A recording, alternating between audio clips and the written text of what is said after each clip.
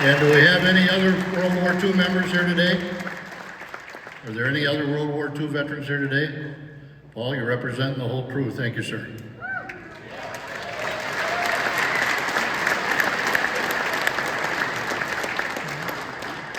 And we also have with us the Laotian Division of the Special Guerrilla Unit. Would I ask the SGO to stand, please?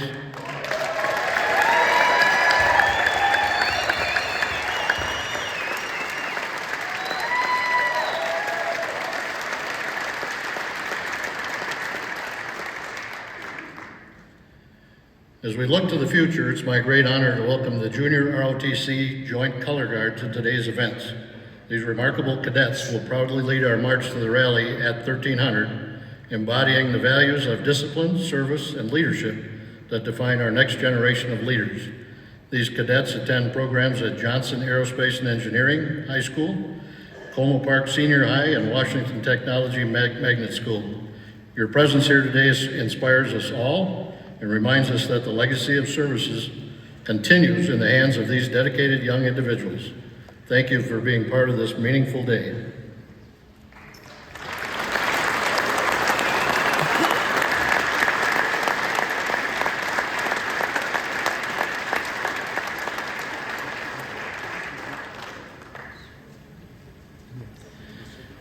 And to all our veterans, families, and community members here today, welcome. Thank you for being here and for your unwavering support of our veterans. I mentioned earlier that our theme today is taking action, and we're going to be talking about that for a while during this hour. So hope everybody's ready to get loud when we get to the rotunda. Can we hear you? I can't hear you. Come on. That's a good warm-up. We'll see what Trent can do later.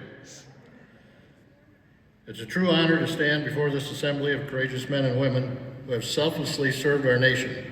Together, let's make taking action a meaningful and impactful phrase. Some of you may recognize my voice from Minnesota Military Radio. 15 years ago, it all started when Andrew Lee asked me how would I like to do an hour-long Minnesota Military Public Affairs show. Of course, I thought he was crazy, but here we are 15 years later, and now we have 70 network stations across the state, and 780 weekly shows later, 781 after tomorrow. That conversation sparked an incredible initiative unlike any other in the nation. Minnesota Military Radio is only possible due to an unprecedented partnership with iHeartMedia. We also partner with the Minnesota National Guard, the Minnesota Department of Veterans Affairs, the Minneapolis VA, County Veteran Service Officers, Veteran Service Organizations, the Commander's Task Force, the Minnesota Military and Veterans Museum, and many more organizations dedicated to supporting our service members, veterans, and their families. I hope you've all had an opportunity to tune it in, but if not, you can hear it on Sunday mornings at 7 a.m. on Twin Cities News Talk, AM 1130, or online anytime at minnesotamilitaryradio.com. And of course, if you go to the About Us page at minnesotamilitaryradio.com, there's a whole list of all those stations where you can hear it in your community. This platform has given us an unprecedented opportunity to highlight the military community in Minnesota, share vital resources, and uphold our commitment to those who have served.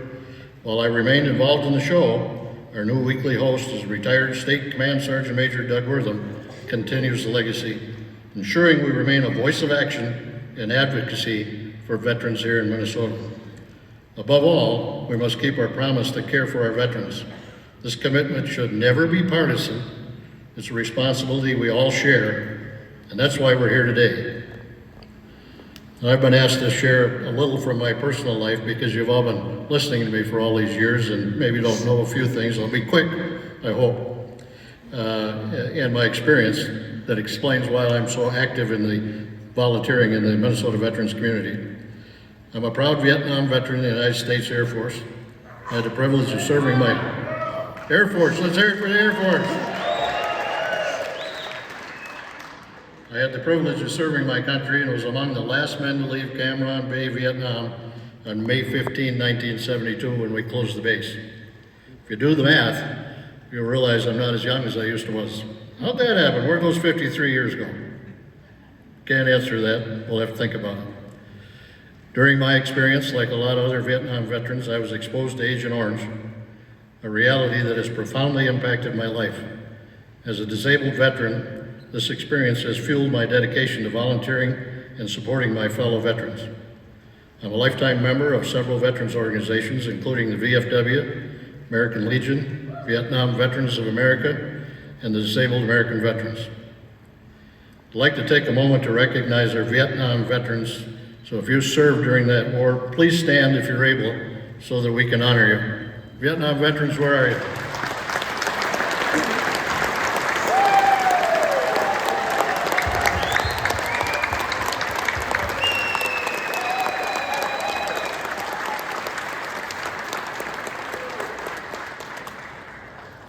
Thank you, that's a great showing, and it touches my heart knowing that we lost over 59,000 of our service members in the war, and we've lost several times that due to the ravages of Agent Orange. And my guess is most of the people that just stood are fighting the ravages of Agent Orange for these past 50-some years. I certainly am, and I find out personally, if I stay busy helping other veterans, I don't think about my problems. So to all of you Vietnam veterans, never give up. Keep fighting, guys and girls.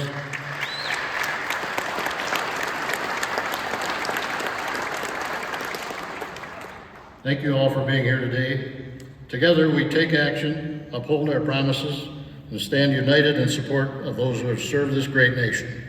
We're here today to remind our elected officials to keep the promise. And by keep the promise, that's the promise when we raised our hands and swore that oath of duty, the country said, we're going to send you and ask you to do things that you may not know that you're going to do.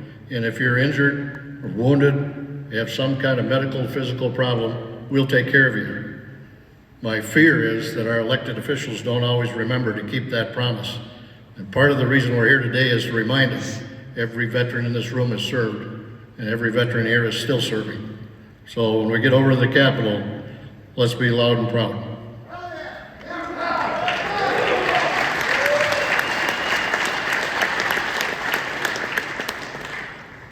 Our first speaker is part of an organization that does an incredible job. Tim Peterson serves as a Housing Stability Case Manager with the Minnesota Assistance Council for Veterans, MACV, bringing a deep understanding of veterans' challenges and needs to his role. As a proud Air Force veteran himself, go Air Force, Tim combines firsthand military experience with a passion for supporting those who have served. His dedication to fostering stability and well-being for veterans makes him an invaluable advocate within the community. Please join me in welcoming Tim Peterson.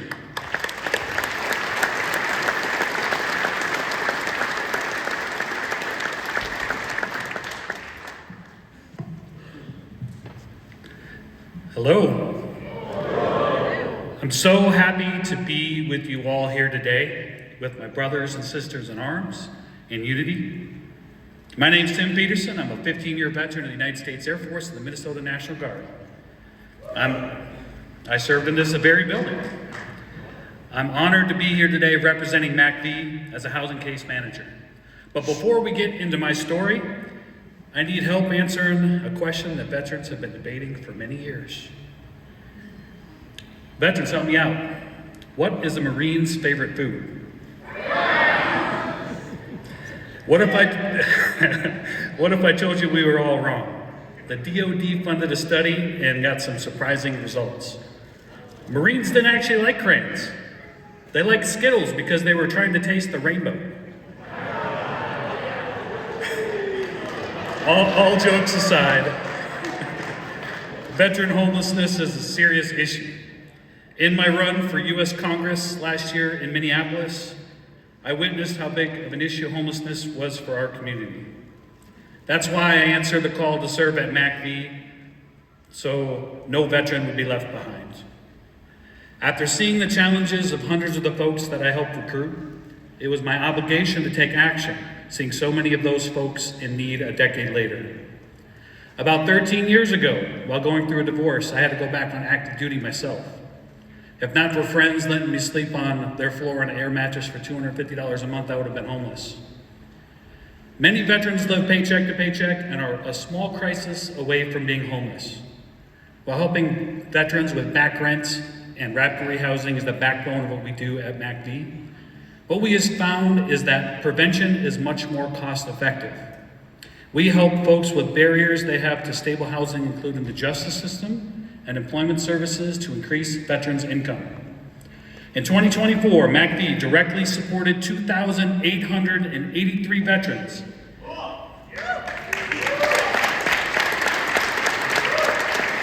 Ensuring veterans rebuilding their lives were met with dignity, stability, and resources. Like Staff Sergeant Mike Lee, a U.S. Army helicopter mechanic that didn't have an FAA certification. With the help of MDVA, we got a grant for him to not only pay for his training, travel expenses, fees, and certifications, which ultimately got him a job paying him $38 an hour when he struggled for 100 days coming off active duty to find a job. We assisted him with the fees needed to get into a 2-bedroom apartment so he'd be able to keep custody of his 2 children while going through a divorce.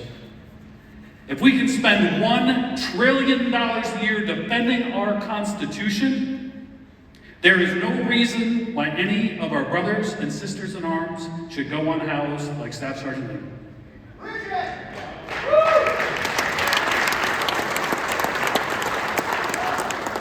In 2024, MACD, alongside our dedicated partners, many of the folks who are in this room, achieved a milestone that once seemed impossible. Together, we reached and served more veterans than ever, impacting lives of veterans across our great state. In Hennepin County, we made history. We effectively ended veteran homelessness.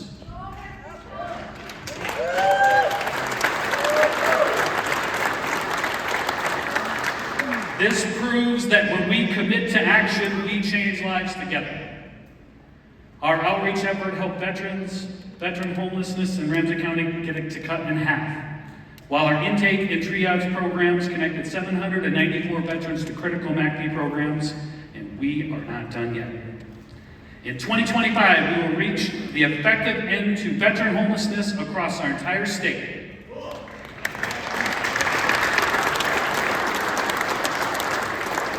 This does not mean no veteran will ever face homelessness again, but it does mean that when they do, they will not be left behind. They will have a clear path to stability, housing, and hope. Let's finish this mission together with action. I stand before you not just as a representative of MACD, but as a veteran who understands the challenges and sacrifices each of us has faced. For over 35 years, MACD has supported every organization in this room.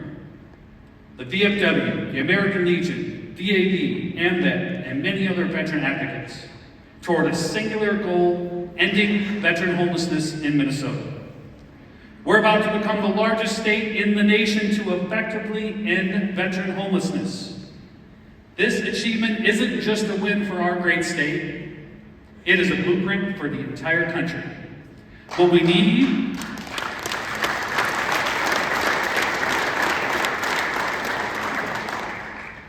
to keep sharing what works to continue this success long into the future. Thank you for your efforts and your partnership and your steadfast commitment to making sure no veteran is living without a permanent place to call home. Let's keep leading the way because our brothers and sisters in arms deserve no less. Thank you.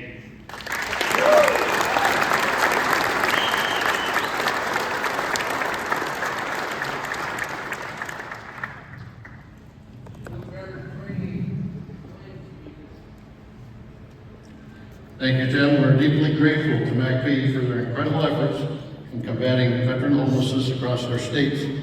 And we've just heard the challenges that our veterans face don't disappear when they return home. Veteran homelessness remains a critical issue that demands our collective attention.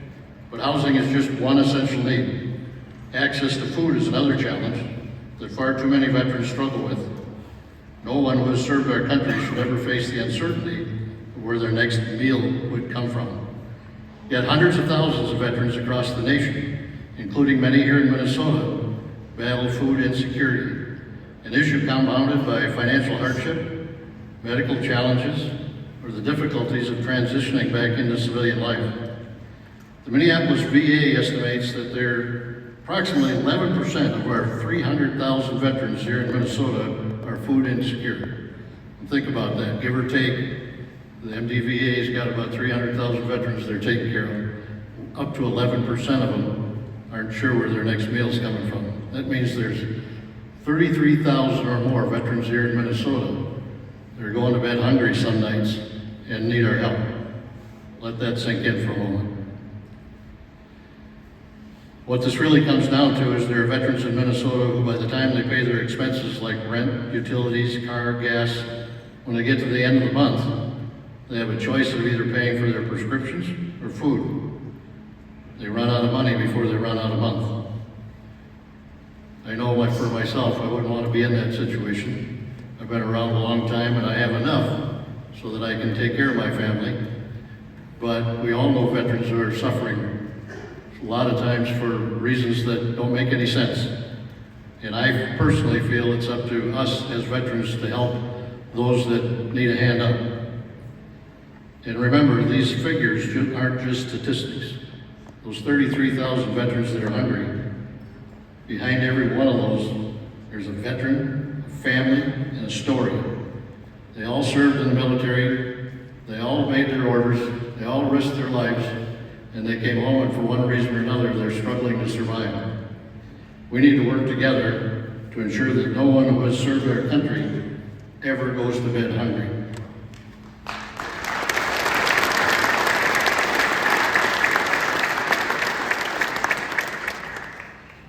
Now, the Minneapolis VA healthcare system is leading the charge in addressing the issue through its monthly pop-up Veterans Food Pantry, held on the third Tuesday of the month from 10 a.m. to 2 p.m. The pantry operates at the Minneapolis VA Medical Center and serves as a lifeline for veterans facing financial challenges. That means that's next Tuesday, from 10 to 2, they'll be open. And if you or you know a veteran that needs some food, all they have to do is show up and say, I'm a veteran, I'm hungry. And they'll leave there with a 25-pound box of food. Somebody will help them get it out to the car. And we found out over the period of the last year that 80% of them need some other kind of help, whether it's talking to the chaplain, PTSD, whatever kind of help they need. VA gets them signed up to help get them that help. So next Tuesday is the next one. The Minneapolis VA healthcare system is also working to expand the pantry to its 14 outpatient clinics across the state.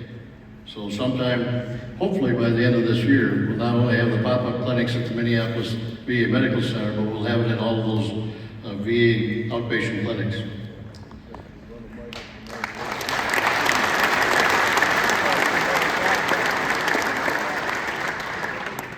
Very important here is that our veterans, maybe when I came back from Vietnam, weren't so thrilled with the VA, but they've learned over the last 50 years to trust the VA. And we have one of the best VAs in the country here at the Minneapolis VA Medical Center. And veterans know that they can go there and confidentially get some food, get some help, and be treated with dignity and respect. Most veterans don't want to be seen going to the local food pantry, because then all their neighbors will know they're in trouble, they need help. We want to preserve their dignity and respect, and the VA is helping to do that. So, when the federal VA came out and asked across the country for the VA medical centers to start working on fighting food insecurity, they did everything they could to authorize using the real estate, the medical clinics, their employees and their veterans, but they didn't give them any money for food. All right, here's the deal, guys. We're going to go out and help take care of food insecurity, but I'm not giving any money for food. So last year when it started, the DAV of Minnesota Foundation played a pivotal role in the pantry's establishment, providing essential grants that helped provide funding for food during its initial year. Their support laid the foundation for its success and continues to drive its mission to eliminate food insecurity. I found out about this about a year and a half ago when we had Rachel Hammer from the Minneapolis VA Medical Center on the show, and she announced what she was going to do, and we got involved in it. Studied it a little bit and determined that we needed a fundraising mechanism. So over the past year, I've had the privilege of volunteering my time to establish the Minnesota Veterans Pantry, a 501c3 organization. As a nonprofit, the Minnesota Veterans Pantry is able to raise funds to help supply the food the Minneapolis VA delivers at their monthly pop-up food events. This means that if you help us raise funds in MN Veterans Pantry, our sole mission is to raise funds, pay for the groceries that the Minneapolis VA is distributing to our veterans. To ensure this program continues to make a lasting impact, I'd like to encourage you to become a sustaining member of Minnesota Veterans Pantry. Your monthly contribution will directly support the ongoing efforts to fight food insecurity in the veterans community. When we started this, I don't know if anybody in here has been involved in forming a 501c3 nonprofit, but it's quite a lengthy process.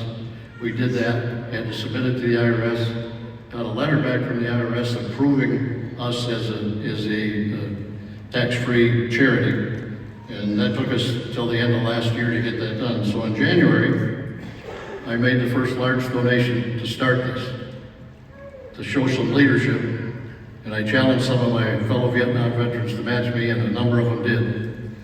And shortly after that, once we had the website going up, I made the first monthly contribution of $100 a month, and I'll keep contributing that as long as the good Lord gives me time to be here. We named that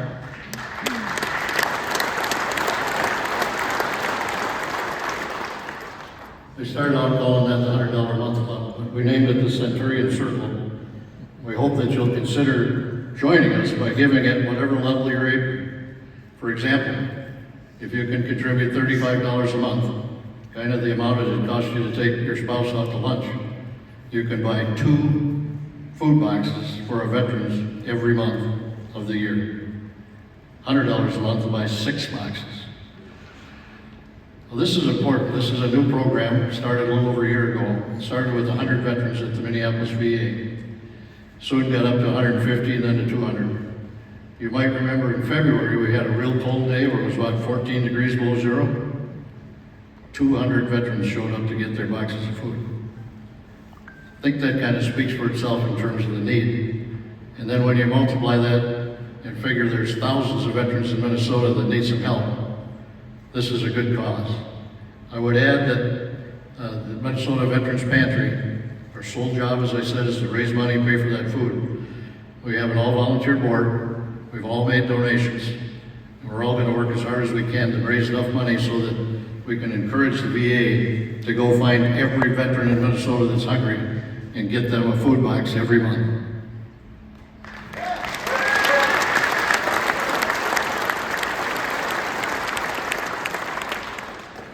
So you'll find, for those of you that know what a QR code is, I kind of do, but for our Vietnam veterans, you might not. There's some handouts on the table. If you press that, it'll take you to our website. But our website is mnvp.org, and that's where you can start a monthly donation. Just think of an acronym, Minnesota Veterans Pantry, mnvp.org. Remember, our goal and our mission at mnvp.org is to make sure that no veteran in Minnesota goes to bed hungry.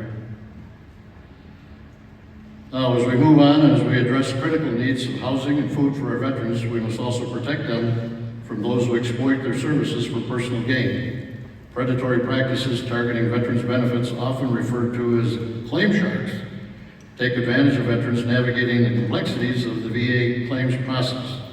These individuals promise assistance in exchange for exorbitant fees, often leaving veterans worse off, financially strained, with delayed or damaged claims, and without the support they need.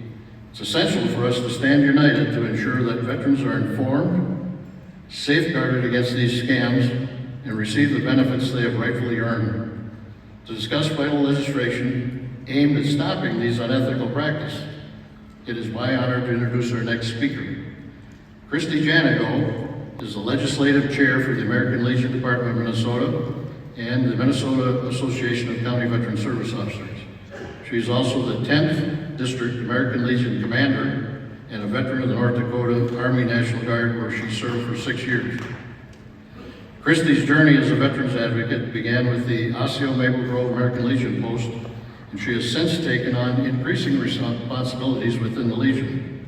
By day, she serves as an Assistant County Veterans Service Officer in Hennepin County, assisting veterans with benefits and managing various operations and outreach programs.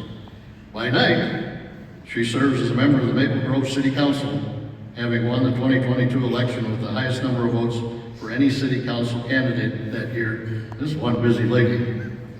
Christy holds a PhD in Design and Sustainability from the University of Minnesota and has 15 years experience with Fortune 500 companies like Target. Let's give her a warm welcome.